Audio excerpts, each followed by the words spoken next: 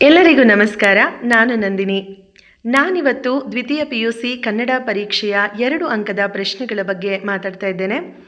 ಮೊದಲನೇದಾಗಿ ಪದ್ಯ ಭಾಗದಲ್ಲಿ ನಾವು 3 ಪದ್ಯಗಳನ್ನು 2 ಅಂಕಕ್ಕೆ ಓದಿದರೆ ಸಾಕಾಗ್ತದೆ. ಯಾವ ಪದ್ಯಗಳು ಸರಳವಾಗಿದೆ, ಆ ಸರಳವಾದಂತಹ ಪದ್ಯಗಳಲ್ಲಿ ಯಾವ ಪ್ರಶ್ನೆಗಳು ಬರುತ್ತೆ, ಅದನ್ನು ಸರಳವಾಗಿ ಯಾವ ಉತ್ತರಗಳನ್ನು ಅದಕ್ಕೆ ಬರೀಬಹುದು ಅನ್ನೋದನ್ನು ನಾನಿವತ್ತು ನಿಮಗೆ ಹೇಳ್ತಾ ಇದ್ದೇನೆ. ಅದರಲ್ಲಿ ಮೊದಲನೇ ಪದ್ಯ ಪುಲಿಗೆರೆ ಸೋಮನಾಥ ಬರೆದಿರುವಂತಹ ಪಗೆಯಂ ಬಾಲಕನೆಂಬರೆ ಪದ್ಯ. ಇಲ್ಲಿ ಮಕ್ಕಳ ನಿಮಗೆ 6 ಪ್ರಶ್ನೆಗಳಿದೆ. 6 ಪ್ರಶ್ನೆಗಳಲ್ಲಿ ಯಾವುದಾದ್ರೂ ಒಂದನ್ನು ಕೇಳ್ತಾರೆ. ಆ 6 ಪ್ರಶ್ನೆಗಳನ್ನು ನಾವು ಸರಳವಾಗಿ ಹೇಗೆ ಉತ್ತರವನ್ನು ಬರೀಬಹುದು ಅನ್ನೋದನ್ನು ನೋಡ್ತಾ ಹೋಗೋಣ. ಮೊದಲನೇ ಪ್ರಶ್ನೆ, ಯಾರಿಂದ ಯಾವುದನ್ನು ಹೇಗೆ ಕಲಿಯಬೇಕೆಂದು ಸೋಮನಾಥ ಹೇಳಿದ್ದಾನೆ ಅಂತ ಹೇಳಿ.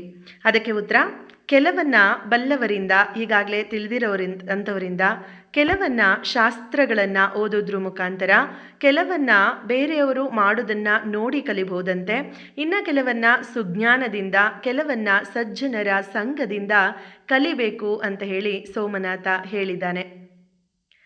ಎರಡನೇ ಪ್ರಶ್ನೆ, ಧನ ಮತ್ತು ಸುತನ ವಿಷಯದಲ್ಲಿ ಸೋಮನಾಥನ ಅಭಿಪ್ರಾಯ ಏನು ಅಂತ ಹೇಳಿ ಕೇಳಿದ್ದಾರೆ. ಅದರಲ್ಲಿ ಅನುಭವಿಸಲಾಗದ ಹಣ ಅಥವಾ ಧನ ಎಷ್ಟೇ ಇದ್ರೂ ಪ್ರಯೋಜನ ಇಲ್ಲ. ಹಾಗೆಯೇ ಮುಪ್ಪಿನಲ್ಲಿ ತಂದೆ ತಾಯಿಗಳನ್ನು ನೋಡಿಕೊಳ್ಳದೆ ಇರುವಂತಹ ಮಗ ಇದ್ದು ಪ್ರಯೋಜನ ಇಲ್ಲ ಅಂತ ಹೇಳಿ ಸೋಮನಾಥ ಹೇಳಿದ್ದಾರೆ. ಮೂರನೇ ಪ್ರಶ್ನೆ, ಮಳೆ ಮತ್ತು ಬಂಧುಗಳ ವಿಚಾರದಲ್ಲಿ ಸೋಮನಾಥನ ಅಭಿಪ್ರಾಯ ಏನು ಅಂತ ಹೇಳಿ. ಒಣಗ್ತಾ ಇರುವಂತಹ ಪೈರಿಗೆ ಬರದೇ ಇರುವಂತಹ ಮಳೆ ಆಮೇಲೆ ಎಷ್ಟೇ ಬಂದ್ರೂ ಅದರಿಂದ ಉಪಯೋಗ ಏನೂ ಇಲ್ಲ. ಹಾಗೆಯೇ ನಾವು ತೊಂದರೆಯಲ್ಲಿದ್ದಾಗ, ಆಪತ್ತಿನಲ್ಲಿದ್ದಾಗ ಬಂದು ನೋಡದ ಬಂಧುಗಳಿದ್ದಾರಲ್ಲ, ಅಂಥವರಿಂದ ಯಾವುದೇ ಪ್ರಯೋಜನ ಇಲ್ಲ ಅಂತ ಹೇಳಿ ಸೋಮನಾಥ ಹೇಳಿದ್ದಾನೆ. ರಾಜ ಮತ್ತು ಮಂತ್ರಿಗಳಿಗೆ ಯಾವ ಅರ್ಹತೆಗಳಿರಬೇಕು ಅಂತ ಹೇಳಿ ಸೋಮನಾಥ ಹೇಳಿದ್ದಾನೆ ಅಂತ ಹೇಳಿ ನಾಲ್ಕನೇ ಪ್ರಶ್ನೆ. ಅದರಲ್ಲಿ ರಾಜನ ಅರ್ಹತೆ ಏನು ಅಂತಂದರೆ, ಯಾರಿಗೆ ಕೋಪವನ್ನು ತೊರೆಯೋದಿಕ್ಕೆ ಗೊತ್ತೋ ಅಥವಾ ಕೋಪವನ್ನು ಬಿಡಲಿಕ್ಕೆ ಗೊತ್ತೋ, ತಾಳ್ಮೆಯಿಂದ ಇರಲಿಕ್ಕೆ ಗೊತ್ತೋ ಆತ ರಾಜನಾಗಬಹುದು. ಭೂಮಿಯಲ್ಲಿ ನಾನಾ ಚಮತ್ಕಾರಗಳನ್ನು ಮಾಡಲಿಕ್ಕೆ ಯಾರಿಗೆ ತಿಳಿದಿದೆಯೋ ಅಂಥವನು ಮಂತ್ರಿಯಾಗಬೇಕು ಅಂತ ಹೇಳಿ ಪುಲಿಗೆರೆ ಸೋಮನಾಥ ಹೇಳ್ತಾರೆ. ಐದನೇ ಪ್ರಶ್ನೆ, ವೀರ ಮತ್ತು ಯೋಗಿಗಳ ಗುಣ ಏನು ಅಂತ ಹೇಳಿ ಪ್ರಶ್ನೆಯನ್ನು ಕೇಳ್ತಾರೆ. ಅದರಲ್ಲಿ ವೀರನ ಗುಣ ಏನು ಅಂತಂದರೆ, ಇರಲಿಕ್ಕೆ ಅಥವಾ ಕೊಲ್ಲಲಿಕ್ಕೆ ಯಾರಿಗೆ ಗೊತ್ತಿರುತ್ತೋ ಅವನು ವೀರನಾಗಬೇಕು ಅಂತ ಹೇಳಿ, ಇರಲಿಕ್ಕೆ ಉತ್ಸಾಹಿಯಾಗಿರುವಂಥವನು ವೀರನಾಗಬೇಕು ಅಂತ ಹೇಳಿ, ಅರಿಷಡ್ ವರ್ಗಗಳನ್ನು ಬಿಡಲಿಕ್ಕೆ ಗೊತ್ತಿರುವಂಥವನು, ಕಾಮ, ಕ್ರೋಧ, ಮದ, ಮತ್ಸರ, ಲೋಭ, ಮೋಹಗಳನ್ನು ತೊರೆದು ಗೊತ್ತಿರುವಂಥವನು ಯೋಗಿ ಆಗಬೇಕು ಅಂತ ಹೇಳಿ ಹೇಳಿದ್ದಾರೆ. ಅರಿಷಡ್ ವರ್ಗಗಳನ್ನು ತೊರೆದವನು ಯೋಗಿ ಆಗಬೇಕು, ಕೊಲ್ಲಲಿಕ್ಕೆ ಗೊತ್ತಿರುವಂಥವನು ವೀರನಾಗಬೇಕು.